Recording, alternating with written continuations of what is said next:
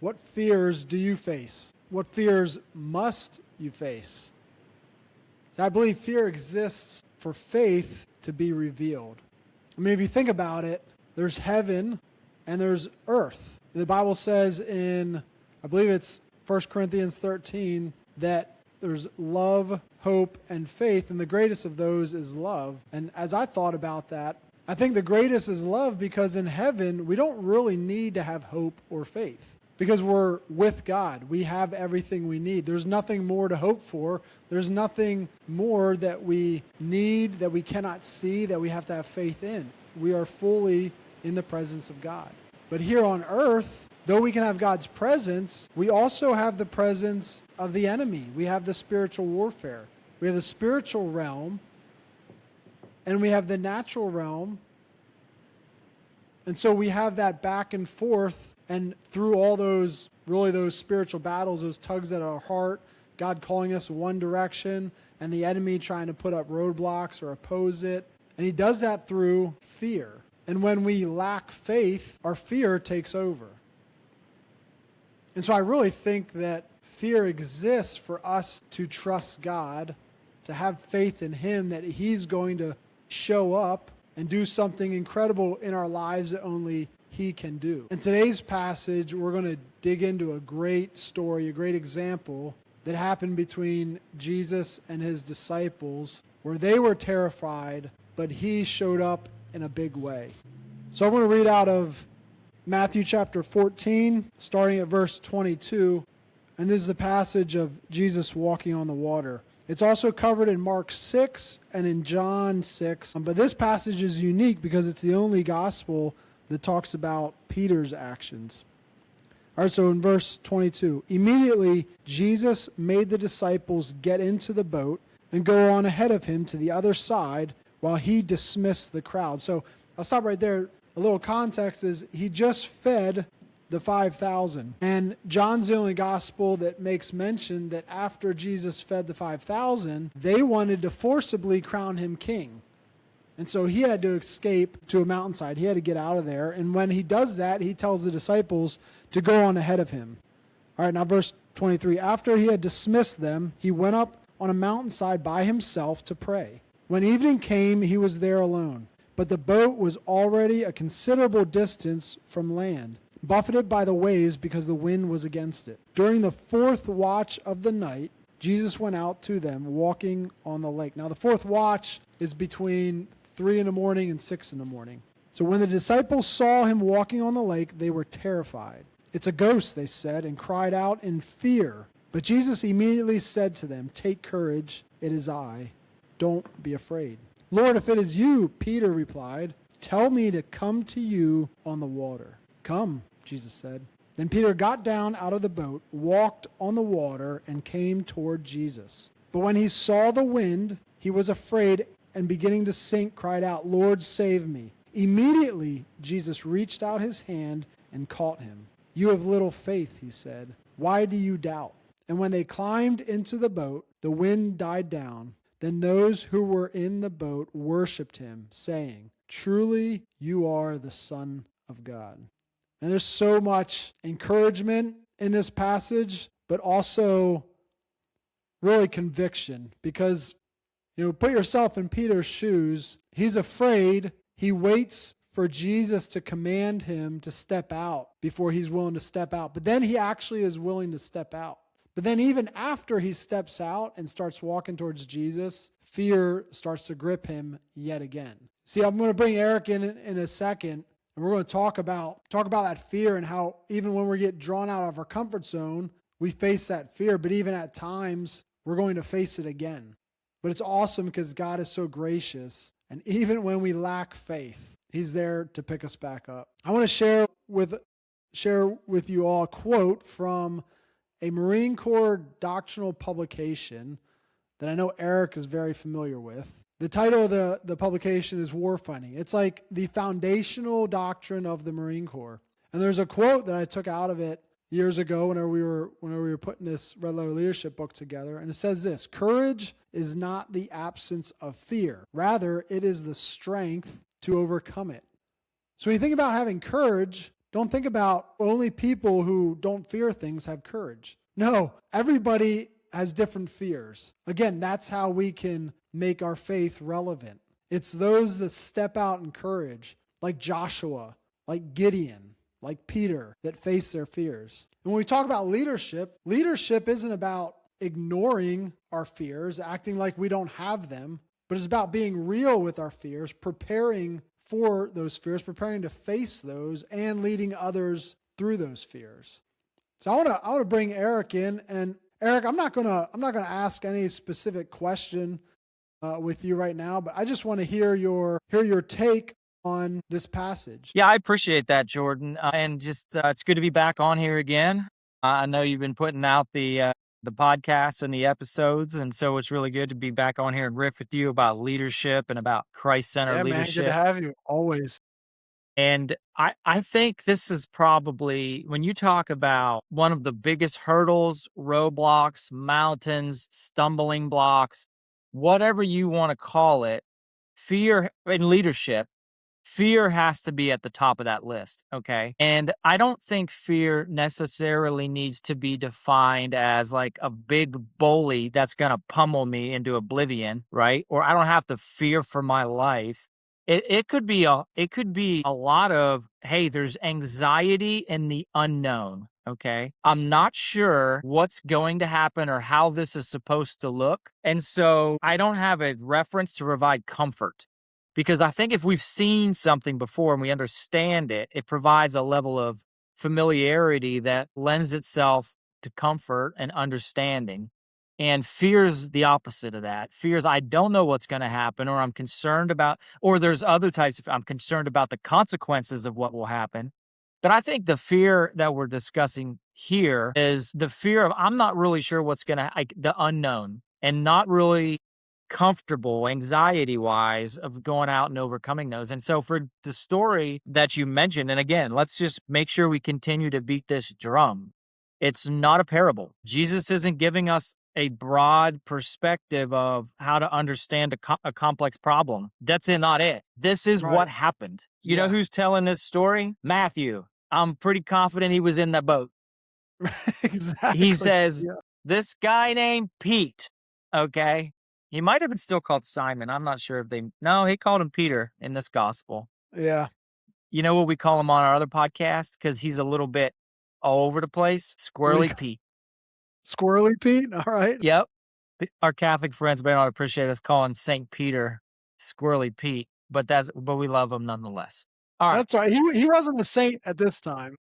No, he ain't even denied him yet. Yeah. He hasn't denied him, been he restored. He hadn't entered saint status, so you're good. He's still Squirrely Pete. Squirrely Pete in the boat. By the way, did you mention have you in a previous podcast what these boats look like? Have you I don't think described? Let me just read this in the book a little bit, but yeah. So I'm reading from the ESV version, study Bible, and it has a little note, and I don't know if you're watching, but if you are watching, there's a picture of the boat. See it? Yeah. So I'm going to read you about this boat because it matters. Context matters, right? It's good to paint the picture. So when you're like, man, a boat, what are they like talking about? Oars? Or are they talking about like, is it a dinghy? Nah, this sucker was it's a common fishing type boat and at the time, based on the remains of an approximately 2,000-year-old fishing boat found on the northwestern shore of the Sea of Galilee. It could hold 15 men. That's not a small boat, Jordan. That's like a cruise ship lifeboat, right? Like one of them bigger.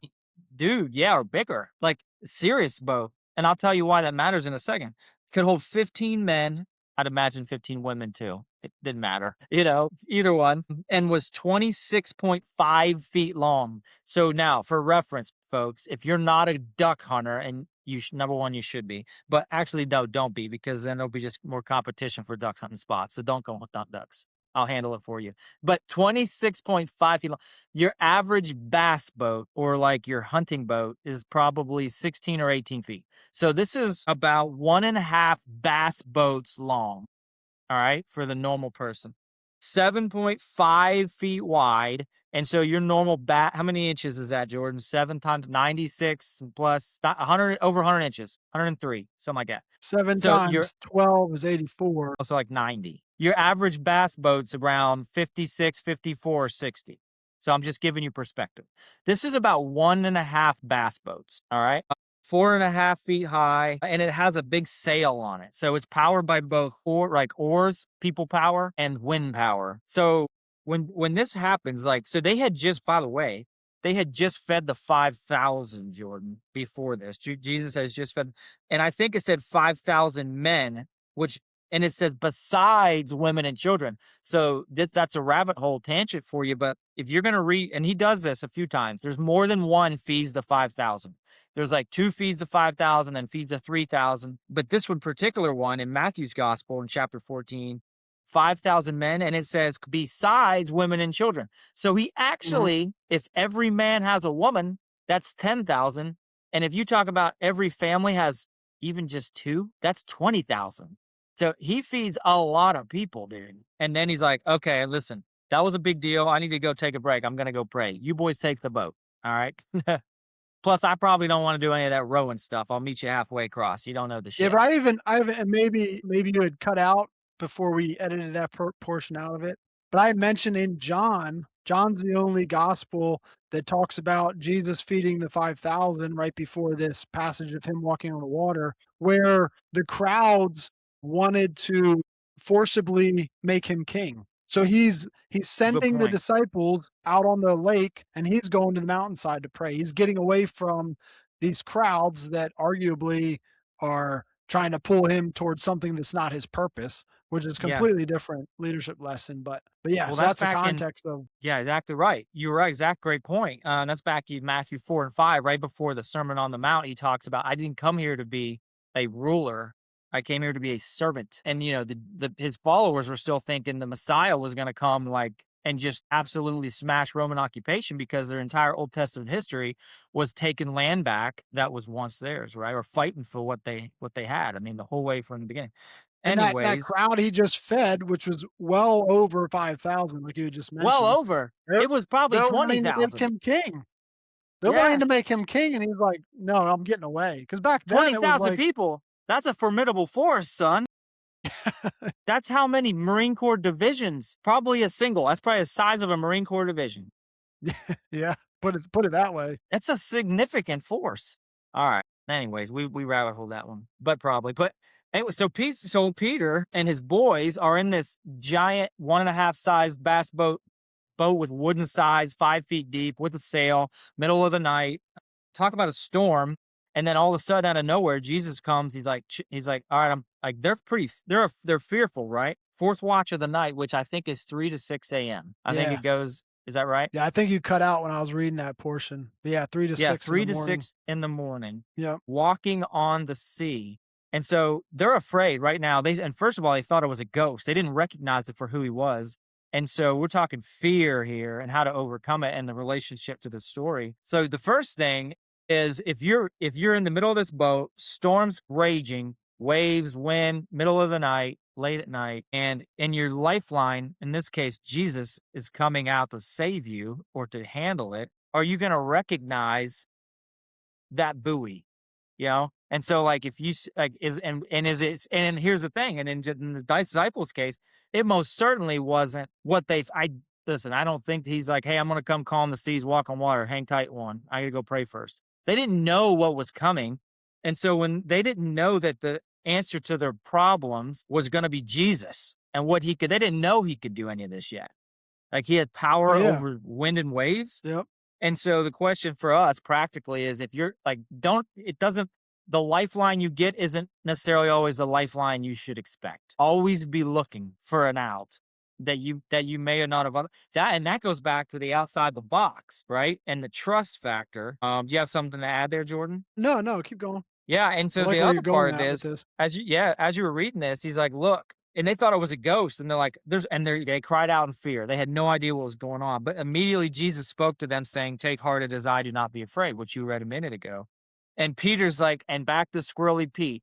He's like, okay, I think I got it, but let me just make sure you who you are. Like, I'm not gonna fully trust, right? He's still a little bit hesitant. He's like, Lord, if it is you, see, Lord said, don't be afraid. And Peter said, well, hold on. if it is you. So he didn't fully trust there. He's not St. Pete yet. I like that. Lord, if it is you, command me to come to you on the water. And he said, come. All right. Now, right there, if Jesus is speaking to you, Jordan, and he's about to have you do something you've never done before, in fact, in this case, you didn't even think was possible, and he said one word, four letters, come. What are you gonna Man, do? I would if I could see him in front of me like Peter was seeing him, I sure hope that I would step out of the boat. Right, but what you just said was something that didn't exude 100% airtight confidence. Yeah, exactly. So if Jesus is standing in front of you and says, come to me, or just come, and meaning like he's out in the middle of the lake and you're in the boat, are you going to get up and go? Right? Like we've heard the story, we've been told what happens. Again, not a parable, a real life account from Matthew. He's like, this is what happened. We are shown what can happen or what will happen, and we're still going to be hesitant to some degree. Holy cow, Jordan! And Yeah, so, like, I've been in a lot of water. I've been in pools, lakes, great oceans, point. Yeah, streams. you're a Marsoc Whenever guy. I step into the water, I have to start swimming. I don't walk. So that whole experience would be completely new, right? Yes, right. So that's what I'm saying. So, like, this is big stuff. So, but to Peter's credit, Simon Peter, Peter got out of the boat and walked on the water and came to Jesus. Holy cow. So here's another thing about that verse, Jordan. People always talk about Jesus walking on water. Okay. Everyone says that. Got it. People forget Peter walked on water too. Okay. Now you're like, Peter must have some mystical special powers. Okay. Not so fast, Lee Corso.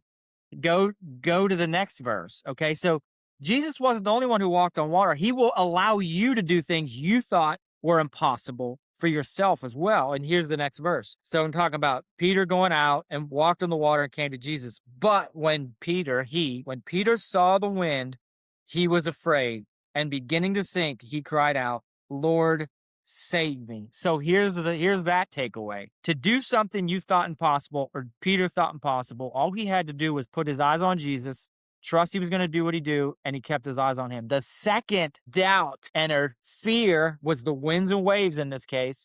Fear entered his mind, and he took his eyes off the focus, which was Jesus coming and walking towards him and bringing him over. And there's a very famous, like, Jesus reaching out his hand, type of painting, I think, picture.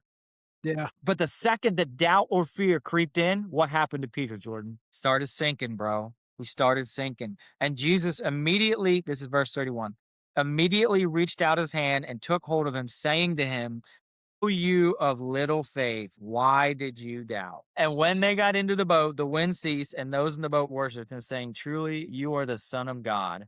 So it's like, bro, I came here and I said, look, it's me. And you're like, if it's you, is it really? Tell me to come on out there. And he's like, come on out. And Peter's like, all right, I'm coming. And I'm picturing Pete, and I don't think you can see it if you're listening, but like, I'm picturing Pete. You ever see like a cartoon feet scramble, like, like trying to like run out of this boat? He's like, I'm coming. I'm Yeah, yeah. coming. He's, trying to hustle his way out of there. He gets in there. He's like, bro, this is amazing. I don't know why this is happening. I'm walking on water, and he's got focus on Jesus. And I don't know how far away he was, but it doesn't say that. But I'm picturing like 20 feet. That's where Right, my doesn't mind's say. eyes has it. Something where you don't have to go for a long, Sure. long way, but far enough where you ain't just taking a step to get there. It's a few steps, right? And anyways, and so he's going out and he's doing the thing, and he's like, oh crap. Like you see like the light bulb. It's like Wile E. Coyote runs off the cliff, okay? And so you think all these cartoons are just people making things up. This is biblical. When old Coyote Man runs off the cliff, Jordan, it's like that's Matthew 14. He takes his eyes off Jesus, or he realizes he's doing something he can't do on his own, and boom, down he goes. Just Oof. like old Pete, he takes his eyes off Jesus in this case and starts sinking. So I have another point to make, but I probably said a lot there, and I'll take a breath and let you Yeah, kind of let me riff for a second. as you were talking about just that experience of Peter stepping out of the boat, starting to walk towards Jesus, then letting his fear consume the faith that he has and starting to sink. I was thinking about because you didn't even mention it, but in verse 30 it says, "But when he saw the wind," and I started thinking he saw the wind when he was in the boat too. It's not like he didn't realize that it was windy, and then he gets out of the boat and all of a sudden he realizes it's windy, right? Like they're in the middle of this storm, well, at least a lot of wind, however you want to, if it really calls it a storm. It just says wind and the waves are kicking up and everything. So he recognizes that while he's in the boat, so that situation doesn't change. The wind doesn't pick up or die down or That's anything. a good It's point. windy when they're in the boat. Jesus calls him come. He steps out. It's still windy, and then it Wind didn't says stop. he saw the wind. So basically, he focused more on the problem. He focused more on what's going to hurt him. He focused more on things he can't control rather than on the one who has all the control. That's good. That'll preach. Yeah. Man, it just gets me thinking of like the boat is the comfort zone. It's still being suppressed by the wind. Of course, I haven't really been on many sailboats, but they're powered by the wind. However, if it gets too windy, it could be a really bad situation for them, right? So they need the wind, but it can't be too windy. In this case, I don't know. Maybe it was. I'm sure they were. It wasn't as bad as when Jesus calmed the storm. That story, which again is not a parable, really happened. But nonetheless, it was still windy, and they became really afraid whenever they saw Jesus walking because they thought he was a ghost. So they're in their comfort zone of this boat. They're experiencing these elements. They see Jesus walking, and Peter, Jesus identifies himself, and Peter's like, "Well, I'm not too sure, but if it's you, Lord, I just watched you feed well over 5,000, like, right? 10, 15, 20,000 people. If it's you and you are now walking on the water, I want to come to you." And so Yes. Jesus calls him to come. And what's the point of this story? Here's Peter the thing steps about out. it, Jordan. The only reason the story existed was to show them like who he was and how they could trust him, right? Like Jesus didn't need Peter to come out of that boat. You could have just kept walking, hopped in the boat, calmed the storm. What is the point? I don't know. Like none of these are accidents, right? What is the reason? He's there to show us, look, you can trust me. Keep your eyes on me. Because he knew 2,000 years later, we'd be still telling this, talking about this, and it would speak to us just as much as it did to them. You know, it's like Jesus didn't need to have Peter come out and walk out to the boat to get to him. He did it for a reason. He did it to show us that we could trust him. And as long as we keep our eyes and our faith in him, he's got it, you know? And I would say this as we're finishing up here in a few minutes is that this haven't been a significant emotional event for these guys, right? And so we're talking practicalities because this podcast isn't just a Bible study, it's a leadership podcast. Like, how do we take these lessons and then apply them? In this case, we're focusing on Peter, as told by the story by Matthew, who was in the boat. Middle of the night, big storm. Okay. And we've talked before about how you've got your triangle. I use the triangle of tasks or ability or whatever. And your comfort zone is defined by a triangle that's dashed in the middle called FEAR, fear. You mentioned it a little bit ago, right? This boat, you said it. It got me thinking. This boat is their comfort zone. The only thing between them, the wind and the waves, is this 26 and a half foot, 4 foot deep, whatever inches, 97.5 foot wide boat, wooden boat. But is there anything stopping them from going over the edge of this boat if they choose to? No, but we just talked about that. Just like that dashed line. There's nothing stopping us from moving outside and expanding our comfort zone and our reach and our abilities except us. The only thing Right. to keep Except Peter ourselves. from the water and the unknown is him. He did it on his own. The boat didn't throw him out. He got out. He stepped out, right? It's similar. And they were going through a storm, man. It's like for us, the practical takeaway here is what's our storm and what's our boat? What I mean by that is, what are we going through right now? And it doesn't have to be a life crisis. It could be a tough decision in the office. It could be child related if you're parents. What storm are you going through? And what is your comfort zone or your whoopee that you're clinging to? Like these boys thought that if it wasn't for this boat, okay, we're done. We're toast. Turns out if it wasn't for Jesus, they were toast because he had them the whole time. Right. But if you're a parent, and I'm kind of going off the cuff, Jordan, here wasn't prepped, but on this. But if you're a parent Your comfort zone, you're dealing with a child with struggle with a teenager. That's what we're going through, teenager stuff. Not specific stuff, but like it's just teenagerisms, Yeah, you just know? yep. And our comfort zone as parents is probably rules and restrictions. Like once what and we think more rules and restrictions make us more comfortable and we'll stop the storm. We'll build the walls higher, we'll build the boat bigger. Those are rules and restrictions. We make more of these things for our kids. And it's like, yep, the more rules and restrictions they have, the less I'll worry about the storm because it won't affect us as much. Storm is that teenager experience that you're dealing with as a parent. But in reality, maybe if we use Peter's example, maybe the answer isn't to build a bigger boat, to make more rules and restrictions. Maybe the answer is to walk hand in hand and pray with your kids through it, right? And keep Christ Yep, at the so center of good. that relationship. And so let's go through here. One thing we're doing as a family in the month of June here with the men at our church is going through Proverbs one day, one proverb a day. So maybe it's not more rules and restrictions to get over, overcome the teenageisms. Maybe it's thoughtful prayer and faith. Go through some scripture together. Proverbs is a good one. It's a book of wisdom. It's great for kids, great for adults. There's certainly some adult themes in there, so be ready for that. But yeah, and so point being, and if you're like, oh, I don't read scripture, oh, I don't know how to pray, oh, what's that, or whatever, that's the fear that you need to overcome. Because just as the last thing I'll say, I'll hand it back over to you. Because just like Peter, the only thing standing between you and a deliberate Bible study prayer life with your teenage child is yourself. And that fear is the fear of the unknown. I'd never done this before, how they receive it, and I don't know what to do. Let me tell you, reach out, find a friend, have them walk you through it, or just pray through the situation and he'll lead you through it himself. It's that simple. But so the point here is this situation isn't dissimilar to things we deal with every day. There's always a storm. That's life. It's called the flesh. It's the fall. This is the devil's domain here, Jordan, on this Yep, planet. prince of this world. Yep.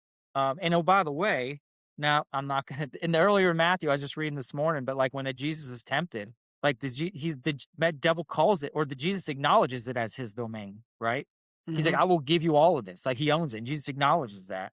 The point is, there's all kinds of storms, and there's all kind of comfort zones and knowns, things that you're familiar with. We talked about unfamiliarity in the beginning, things that you're familiar with that are going to keep you comfortable that you don't want to leave. But maybe, just maybe, the answer to your problem or the solution to your problem is outside the walls of those boats that you call your comfort zone. I rest my case for So now. good. That was a Yeah. great case. So just a few we're talking about, maybe you're just saying maybe the problem is yourself, right? Just a few chapters later in Matthew 16:24, Jesus is right after he mentions he predicts his death, Jesus is telling his disciples, if anyone would come after me, if anyone would follow him, he must deny himself and take up his cross and follow me. I mean, I think that's a great picture of what Peter was doing. Nailed Like, it. Peter was like, Yep. "I cannot walk on water. I know this. I understand how this works. I can't do Mm, it." But by him stepping out of the boat, he was denying his own capabilities for what Jesus could provide. And he starts walking towards Jesus. And even then, even trusting Jesus and experiencing that miracle, like at his feet, even then he still loses some trust, takes his eyes off Jesus and focuses elsewhere and recognizes that, "Oh, I'm still Peter. I'm still human. This shouldn't be possible." And he starts sinking. I want to share, again, my own life, kind of bringing this back around to the practicality of it today in leadership, in our personal life, our personal walk with God. So I may have shared this story on this podcast before, but so last summer, a couple of years ago, I took on this counter trafficking mission. I was asked to manage it by another organization. I started managing it. It was starting to take off. This is a mission over in East Africa, and the organization that asked me to manage it, they weren't really getting anything else going, so they decided to dissolve. So I was like, well, it's irresponsible to just get rid of this mission. So you know what? I'll take it on. I'll figure it out. And I've very much just with other experiences, mainly in military experiences, I've really gathered I don't know, the willpower and the belief that I can figure it out. I know there's gonna be issues, I know there's gonna be setbacks, but I can figure anything out. And so I'm like, look, I'll just figure this out. And last year, as we're trying to ramp up some fundraising, I was very didn't really have any vision for it. And I was just very worried, doubtful that the funding would come through. And so I wasn't setting any vision, I wasn't casting any vision for the future of this because I was like, well, if we can't provide for it, there isn't going to be a future and we'll have to turn it off anyway. So why waste my time doing the whole strategic planning stuff? And Lord really convicted me in a strong way. And this is also a testament that when you're letting fear and worry and doubt consume you, it can have physical effects on your body. I went to the doctors for a routine shoulder appointment with the ortho, and they did their typical, take my blood pressure.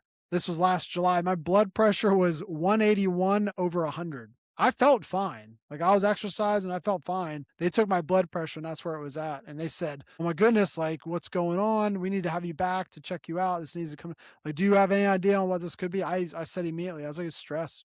I know Yeah, exactly what it is." Not only did I know it was stress, but I knew that it was stress because of my lack of faith, my right. fear and worry that this mission wasn't going to be provided for. So Lord convicted me of that and he started walking me through that. And he really impressed me to say, look, you need to trust me for the provisions. Like as much as I'm the leader of this, like I'm a steward of what he's doing. It's his mission. The success of it is his. It's all his. If he wants to shut it down, he'll shut it down. And whenever I gave that to him, within days, my blood pressure was back to, I don't know, 124 over 80 or whatever it was. Imagine that. Yeah, yeah. Amazing, right? And so I started doing what I believe was the right thing as far as casting that vision and working towards that. And an incredible fundraiser led by a woman that's been helping us for several years, was helping the organization before that one dissolved and then started fully helping us. She leads a fundraiser every November. And this one last November brought in $35,000 for this contract. If it wasn't for that fundraiser, this mission would have been done probably last winter. But God was really just showing me again. That fundraiser, I had nothing absolutely to deal with it. I went up there because I knew they did a good job the year before, and I thought it was important for me to be up there since it was all to fundraise for the work I was doing. But God showed me like, look, I can make coins appear in the mouth of a fish to pay mine and Peter's temple tax. Right? That's Matthew 17, I think. Yeah, Matthew 17. And so he really just showed me like, look, I'm the one who provides. You have to trust me. So although it wasn't out of my comfort zone to be like, look, yeah, I'll take this on. I'll figure it out. I know what the right way to do this leadership stuff is. And of course if you know me, if you've been listening to this podcast, we are not experts. We're just constant students of leadership and trying to take a few minutes to share that stuff with you all. Yeah, he's really been working on me through that. And I've been thinking a lot with this topic of facing our fears and this lesson of Peter stepping out of the boat. Sometimes it might seem easy with that first step out of the boat, but continuing to walk on those waves could cause new fears to pop up. And so as we close, I think the biggest thing is know that you can't do it alone. Have an accountability, whether there's just one close man in your life, if you're a man, a woman, if you're a woman, have at least some sort of accountability structure.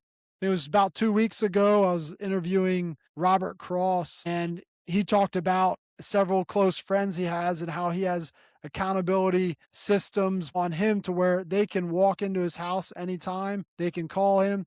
I think he said he even has one of them that has access to his bank account so they can actually see where he's spending his money. Like full, transparent accountability. Pretty impressive. Not saying you have to go that far, but I think it's such a great example of what it looks like to be held accountable. But that's what we need when we step out of our comfort zone into the truly the unknown, an area, a space that we haven't been at, and we're going in God's direction. We're going in the direction that He is calling us. Just like Jesus said, come, he called Peter out of the boat. Like we will face opposition. The enemy is alive and well. He wants to steal, kill, and destroy you. You will face that opposition. But we need to keep our eyes on Jesus, and we need people that are going to help us do that. So, enough of me talking. Any last words there, Eric? No, you hit it right on the head. And I would say, in addition, to keep your eyes on Jesus, and I think broadly, it's use your faith to calm the storm. Use your faith or use your faith to overcome that storm because he will provide. He will get you through it in a way you may not have recognized initially. All right. Use that faith, even when it doesn't look like it'll work for you because it never worked like that before, walking on water. That's it, man. Awesome. Thanks, brother. And be encouraged. Be Yeah. encouraged. Yep. Be encouraged. Absolutely. All right. We'll see you on the next episode.